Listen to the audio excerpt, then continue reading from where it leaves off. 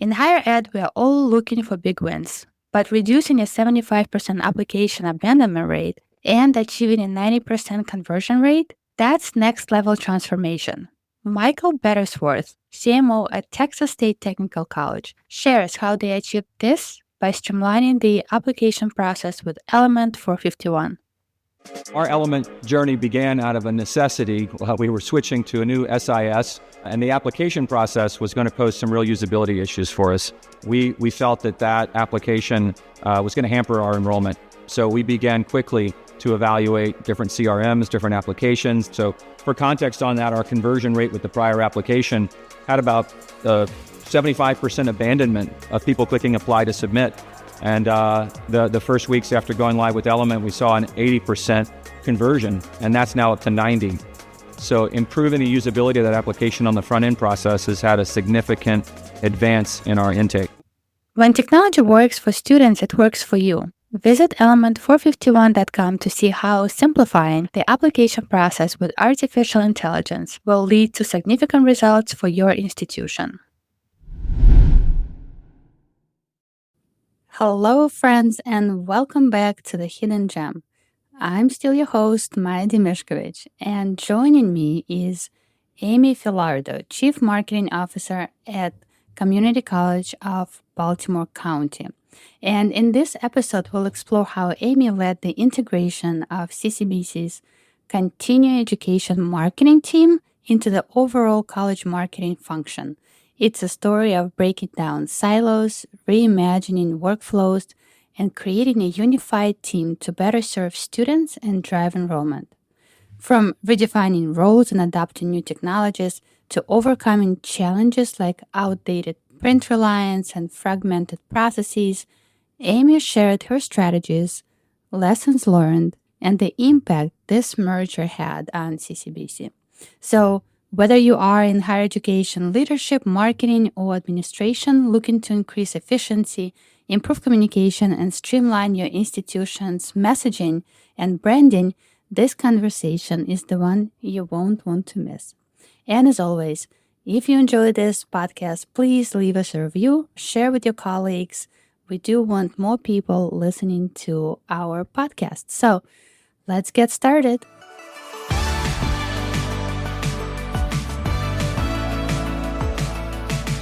Welcome to The Hidden Gem, your go-to podcast that shines a spotlight on the strategic role of marketing and communications in shaping the future of community colleges. I'm your host, Maya Demishkevich, CMO at Carroll Community College. Every week, I sit down with community college leaders and industry experts to unpack strategies that work. We'll discuss practical insights and success stories to help you elevate your institution's profile and achieve your strategic goals. Tune in to amplify your community college's success, one conversation at a time. The Hidden Gem is part of the Enrollify Network, a robust collection of podcasts designed to help higher education professionals like you grow. Explore our other shows at enrollify.org or check out some of my personal favorites linked in the show notes below. Enrollify is made possible by Element 451, the leading AI-powered all-in-one student engagement platform helping institutions create meaningful, personalized, and engaging interactions with students. Learn more at element451.com. And let's get started. Welcome to today's episode, and today I am thrilled to have Amy Filardo, Chief Marketing Officer at Community College of Baltimore County, which is the largest community college in Maryland. So welcome, Amy. Thank you. Excited to be here. I know you've been incredibly busy over the last 2 years? Have you been at CCBC for 2 years now? Almost 4 years since 2021. 4 years. No, it's crazy. Okay, well, I feel like you've always been super busy. Yes. And I can tell this because anytime we have an affinity group meeting or anytime we get a chance to connect in person, you're always preoccupied. You're always like leaving early to go to a different meeting, multitasking. So I can tell you had a lot happening and going on. Yes, that is absolutely true. I'm glad I was able to hide it so well. But today, we get a chance to talk about all the great things that you were able to accomplish. Maybe not all of them. We'll focus a bit.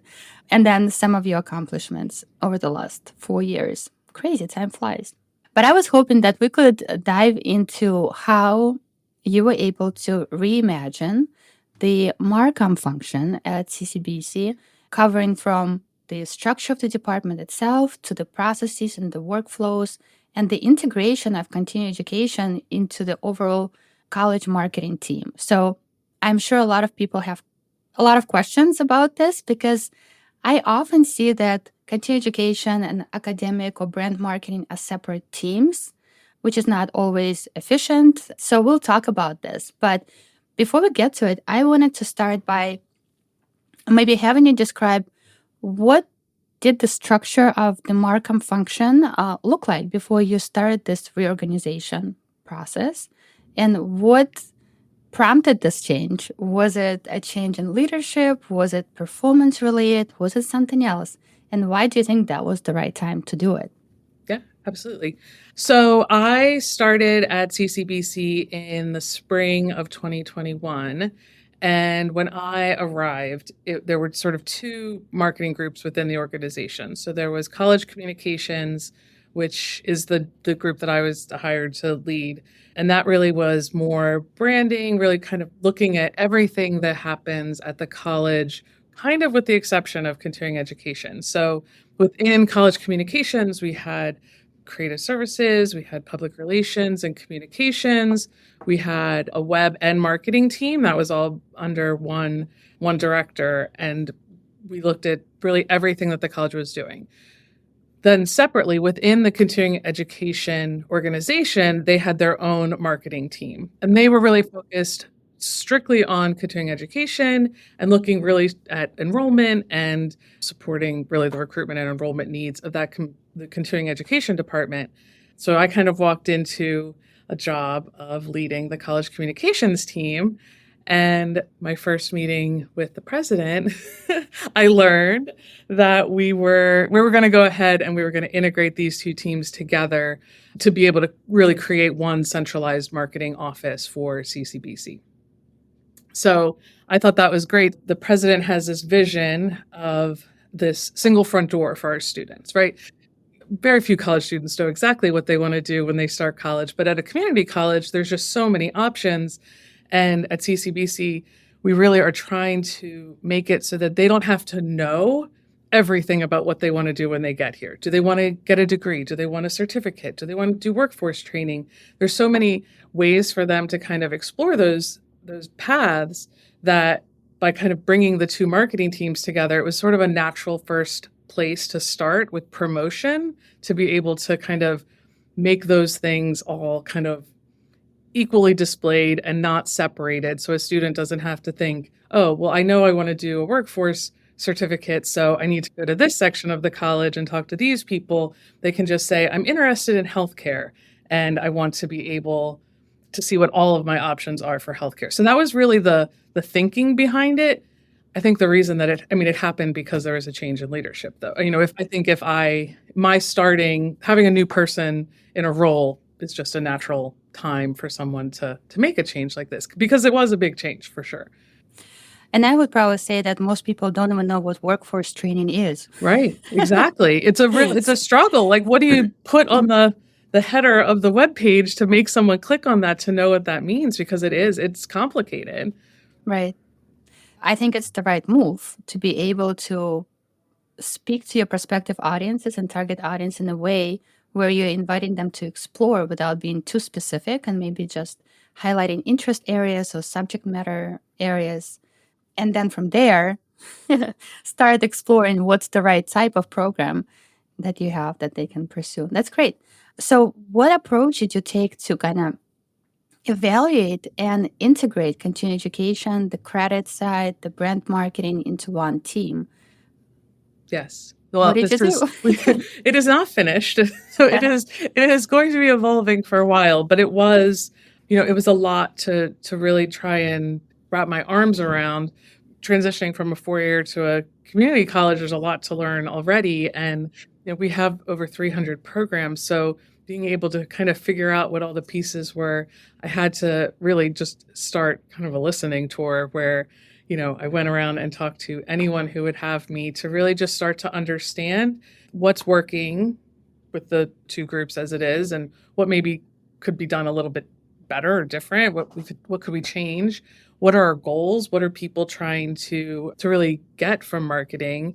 And then what do we have here now that we can kind of tweak the way that we're doing it so that we can be a little bit more efficient and honestly, a little bit more focused on enrollment.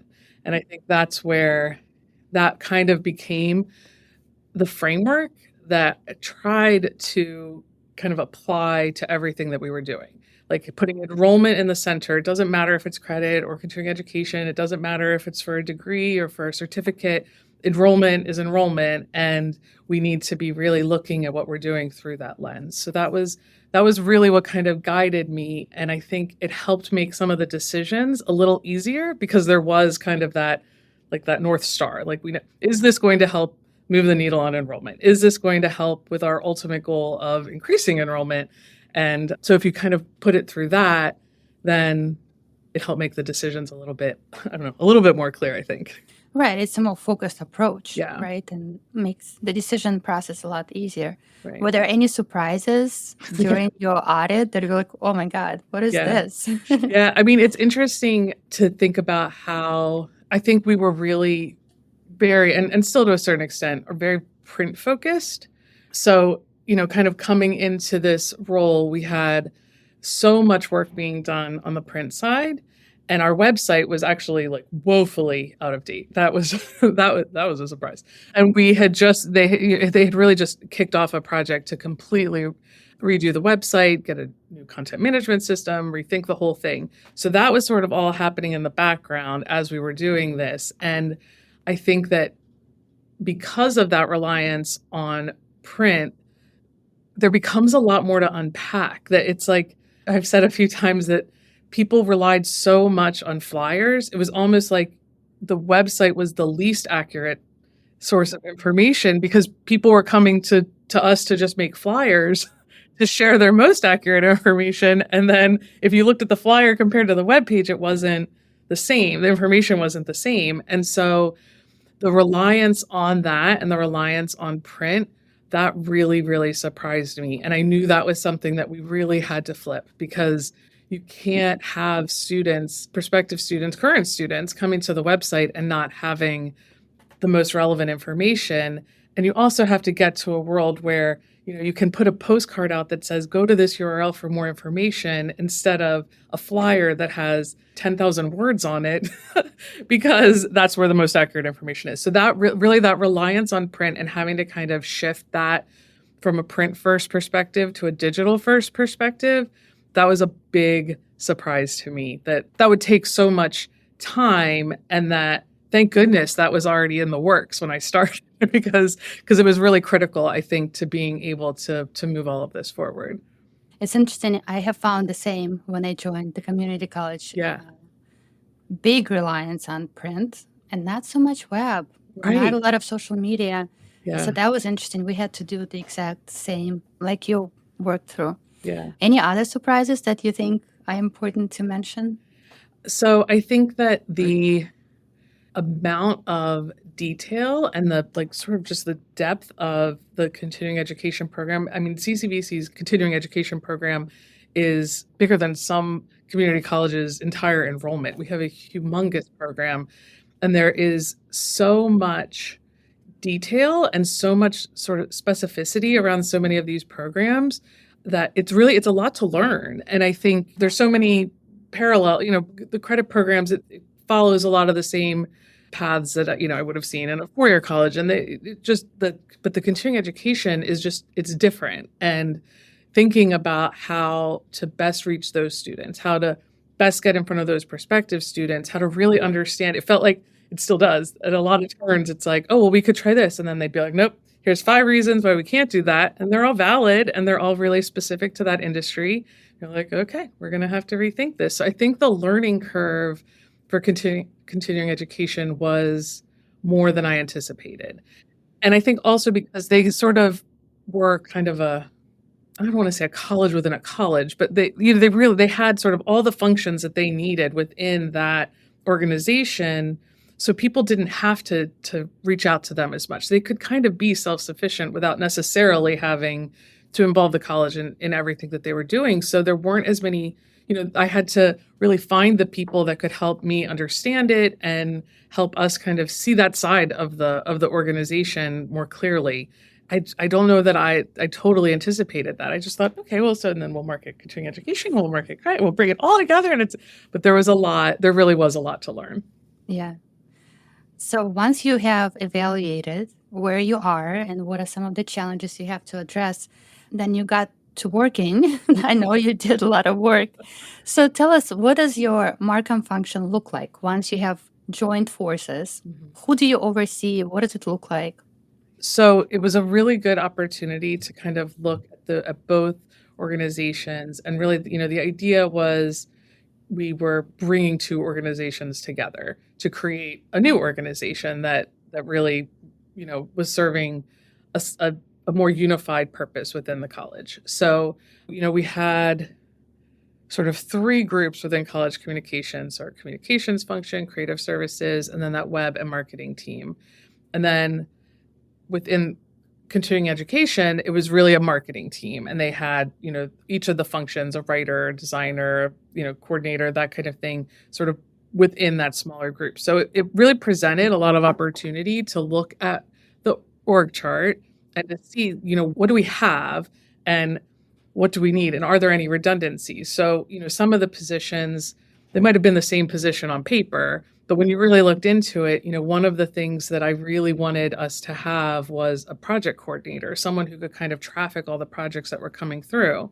Well, when I really looked into the continuing education positions, I saw that one of them was doing a lot of that, because really on the Con Ed side, people were kind of like a master of a lot of things. It was a small group, so everybody kind of had to jump in and do a lot of different things. So I found that one of the people in that group had been doing this sort of project intake. And that position was also covered by someone in college communications. And so we were able to then kind of create a new position without having to ask for a new position, so that we would have this project manager, kind of traffic manager role, which has been critically important to giving the college an easier way to interact with this new organization. So they have a single form that they can fill out. They have a person that they can call if they have questions about that. And then this person is able to direct projects through the entire group and figure out who needs to be involved and figure out timing and really, leading those things, because we have,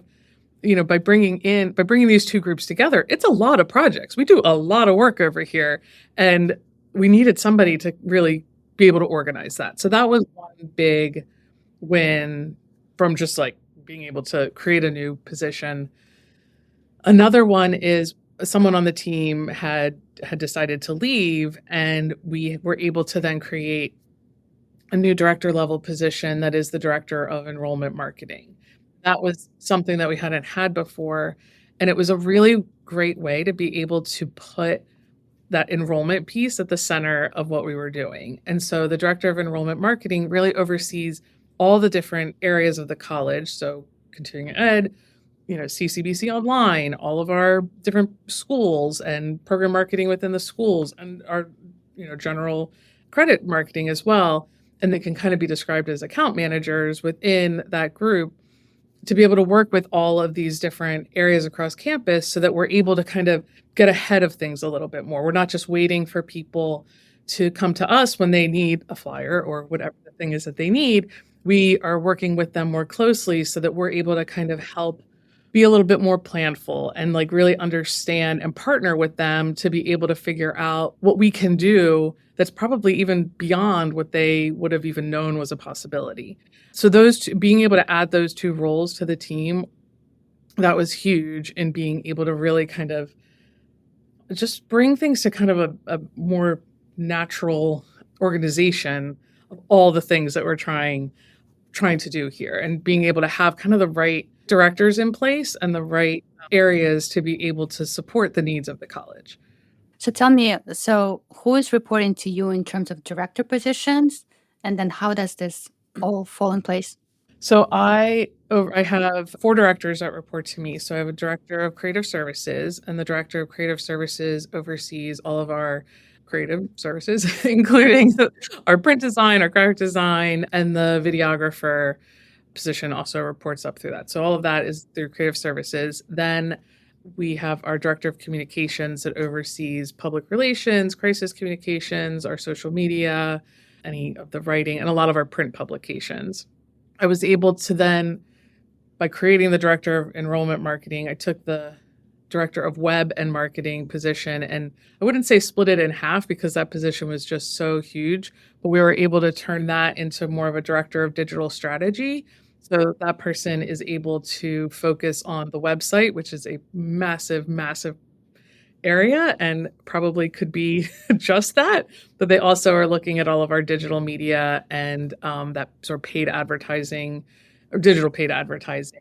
And then the director of enrollment marketing is overseeing all of our sort of our client relations, has the marketing coordinators that are working with all the areas on campus, and actually our print advertising still lives under that section as well. So pretty much everything is covered by one of those groups, everything that we're able to offer to the college. And then they all work together, to make sure that we're supporting the brand and that we're working together on messaging and that we're like looking at things with more of kind of an overarching instead of a siloed, here's what the webpage looks like, here's what the brochure looks like, here's what the advertising looks like. We're able to kind of all come together and really tackle these things with just a broader lens, I think.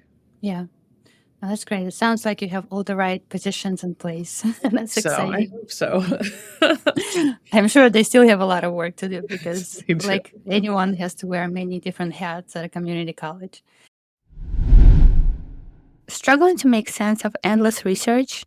At the AI Engage Summit, you will get hands-on tutorials and meet Notebook LM, Google's AI assistant, that transforms complex information like academic papers and lecture videos into content that will engage your target audience.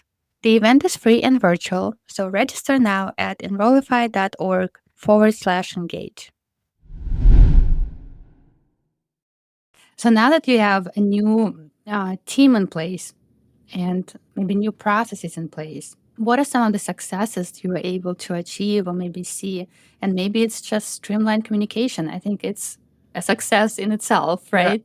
Like being able to communicate with other departments, maybe more efficiency. What else have you noticed? Yeah. So the timing for all of this has really just been, really wonderful. And I'm so grateful for so many of the things that have sort of happened at the same time. I think the website project, like I said, having that happen and being able to get us to a better spot just with our technology has been a huge game changer. And that really allows us to be more efficient when we're going out to people and saying, hey, how about instead we do all this work for you on the website and you just have to create like one really simple postcard that we can knock out very quickly. I think that's helped build our partnerships with people because they're able to work with us more easily.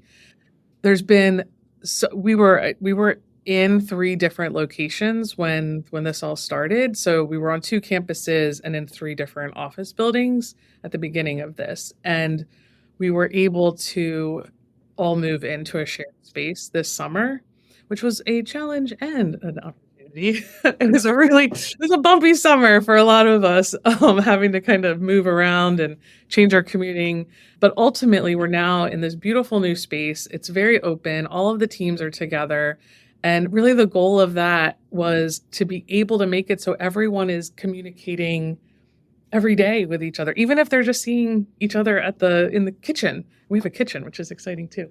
That if they have a question about something, if they're working on something and they're like, I wonder what the website is going to look like. And then they see the web team is right there, right by them. They can ask the question so much easier. That physical proximity it's been a real game changer because you also start to see people kind of talking and interacting in ways that they weren't doing before when everyone was in an office and, some of us were in Essex and some, we were not in the same physical location. So that, to me, that has been one of the greatest things that has come from all of this is just really bringing the team close together and seeing them start to work and kind of play off of each other.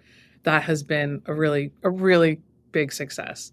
I would also say so much work has been put into enrollment and really focusing on enrollment, and we've seen really good results from it. So we started a few years ago setting really definite enrollment goals and really sharing them more broadly. So we have actually exceeded our goals, our enrollment goals for the last 9 enrollment cycles on the credit side. So that is really motivating. And then now this year, continuing education runs on more of a fiscal cycle. We're about 15% ahead of our goals this year for continuing education. And so obviously a lot goes into that.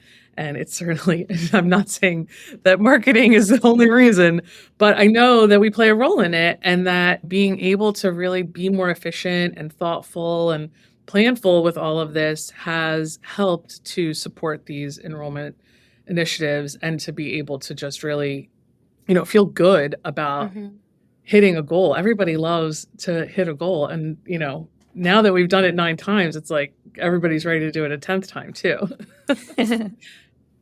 That's exciting. And I can share that I do live in your county. So I've been here for 10 years. So I have seen different communications come from CCBC. And I remember when I just moved into my house, I got a brochure from Continuing Education.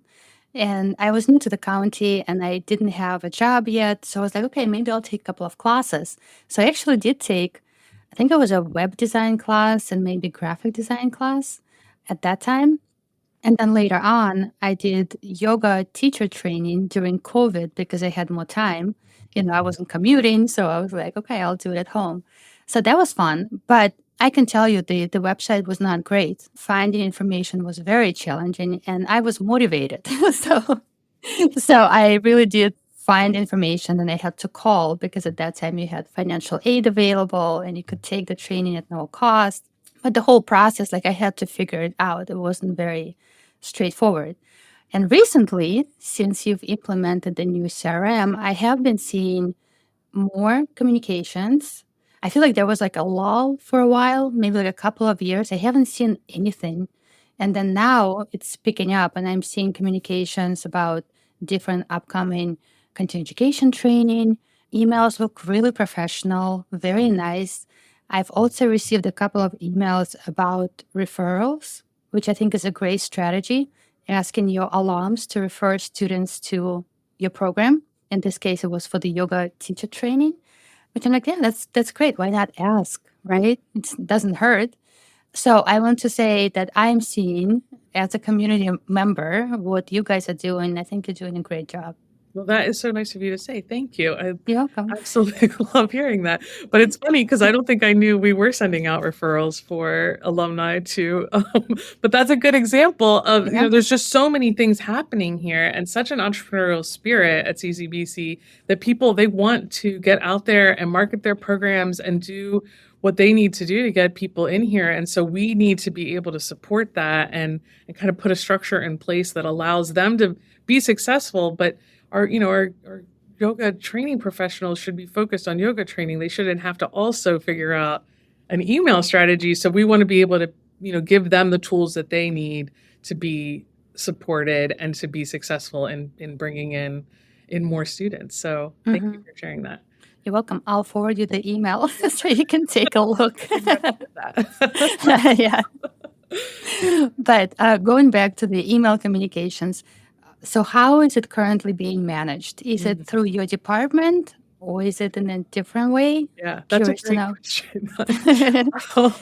So you can imagine with 300 programs, it's a lot of email communication. And we just recently started using a new CRM. We're using Element 451, and we are trying to figure out how to best sort of spread that out to more people. Previously, we had a system in college communications just mostly for email, and then continuing education had their own third-party system that they were using. I think a lot of people just also had their own things that they were using, so it was kind of all over the place. But now we have not fully figured this out yet. There's many things we have not fully figured out, but we have a system in place where if you will ask us to send you an email, we will have you fill out a form so we can work with you on the copy, make sure that it's in a template, make sure that you have the right mailing list, and trying to kind of centralize that as much as we can, but also knowing that there's faculty and people in the schools and in these program positions, they also are going to do what they need to do. So we're trying to kind of influence by, doing it, having them look professional, having them be emails that are, we're actually getting some traction with, but also being careful because, we can't have 300 people coming to us asking us to, to send out emails every day. So there really is a balance. And how do we find new ways to communicate with people? How do we get, we just launched a chat bot, and we are hoping that that also helps so that people that are coming to the site are getting information without just having to get it through email. So what are other things we can do than just peppering people with emails constantly? Because that's also not what I want, some of the people on my team to just be sending out emails. I want us to be strategic and kind of get out there in other ways. So it is far from perfect, and I'm sure there's still lots of rogue emails out there, but we've at least got, we've got some control over the ones that are, probably the most impactful. Yeah. Well, that's great. All of it is work in progress, right? Absolutely. You feel like you got to a good place, and then something else happens. Like, oh my God, we need to adjust this. We need to change that. So it's a never-ending work, which is also exciting in a way, right? Because you always have so much to think about and so much, I guess, opportunity to improve. Absolutely. Absolutely. I know another question that a lot of people might want to know about is, what is the project management system that you use, and what does your project workflow looks like from the initial request, or maybe something you initiate on the marketing side? What does it look like? So there's kind of two different paths, I guess, or buckets maybe that we could put our projects in. And I'll maybe start with the more organized version. So, since we've kind of been taking this approach and working more closely with our colleagues across the college to get in front of some of these projects, there's a lot of things that are happening that we're kind of planning with them. For example, with the new website, we've launched a new content management model with that. So instead of before, where it was very decentralized and probably like 150 people on campus that could update their web pages, and most of them really honestly didn't, we now have a group that is assigned to each of the different areas on the website, and they work with our clients to say, hey, it's January and these are some things we think are happening, but why don't you tell us some things that are happening? What events do you have coming up, and what are some areas on the website that we want to make sure that we're focusing on? And then at the same time, they're bringing in our marketing assistants that are assigned to those same areas. So then they know, okay, well, these events are happening. So they're not just going to live on the website, but we're probably also going to need to do an email campaign about it. So really the things that are sort of planned for a little bit in advance by really partnering with our colleagues across campus, those are done kind of outside of the normal request system because we're kind of seeking those out. So it's kind of a hodgepodge, honestly. So, so we have a form.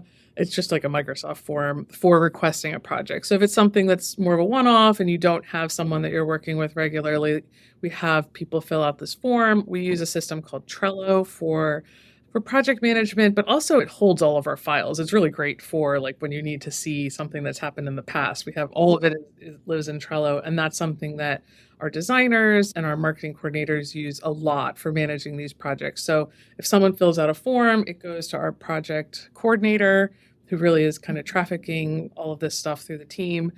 She looks at it and she says, okay, well, I know, it's a flyer and a event and a press release. So then she's able to, within the system, assign it to each of those groups. And then she could assign it to, in certain cases, who the right person is. A lot of times there's only one person. So there's a lot to choose from.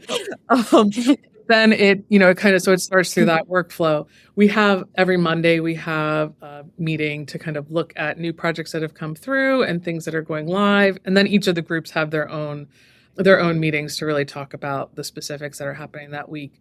And then all the communication really does happen within Trello. So if you're getting approvals, if you have questions about it, if you're making changes to a design, all of that is tracked through our software, and everyone can then see what's sort of happening with a project.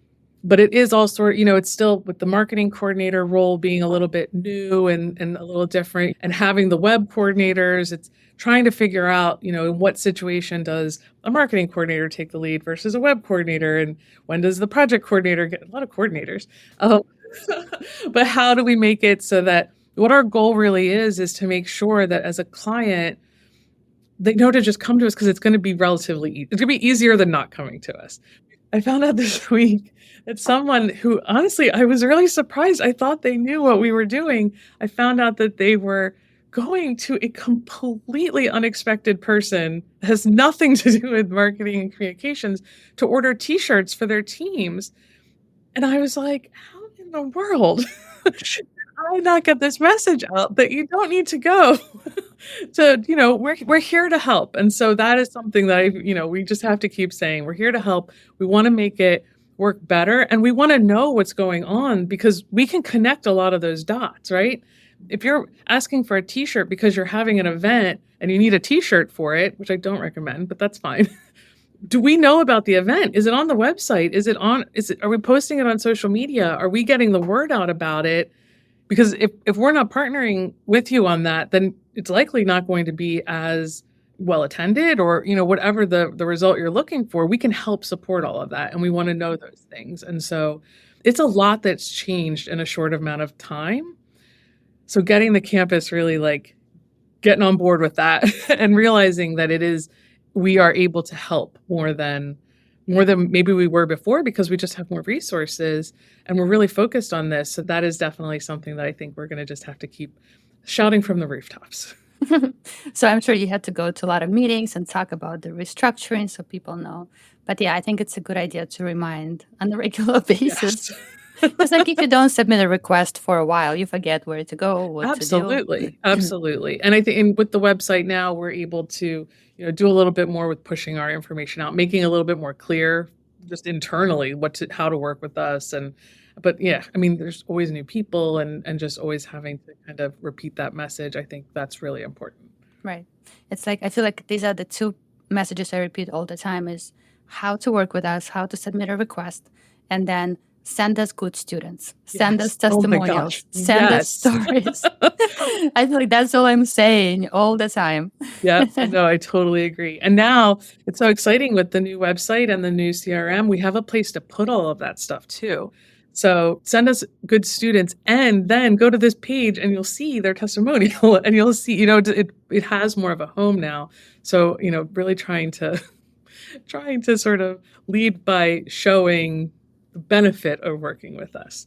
Well, I want to say kudos to you and your team for all the hard work you guys did over the last 4 years. I hope you are feeling more relaxed, feeling like you're in a good spot right now. We'll always have challenges and we'll always have to leave meetings early and address fires or whatever, but you've already done a lot. So at this point, we can only go, up. All right. Well, I'll make sure I stay till the end of the rest of the Infinity Group meetings. Yeah, I'll be keeping track of what time you leave. Exactly. But anyway, Amy, thank you so much for sharing your insights. And if anyone has any questions for Amy, I'm sure you can find her on LinkedIn. She has a lot of wisdom to offer, so thanks.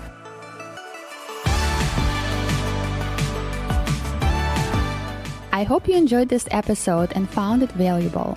Let's keep this conversation going on LinkedIn at Maya Demishkevich.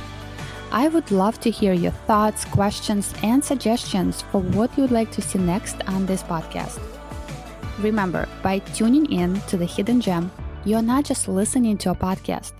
You are joining a movement of amplifying community college success. Don't miss out. Subscribe to this podcast and notifications about our future episodes. Share it with your colleagues and college leaders to help make our colleges stand out. Together, let's make an impact. The Hidden Gem is part of the Enrollify podcast network. If you like this podcast, chances are you will like other Enrollify shows too. Our podcast network is growing by the month, and we've got a plethora of marketing, enrollment, and higher education technology shows that are jam-packed with stories, ideas, and frameworks, all designed to empower you to be a better higher ed professional.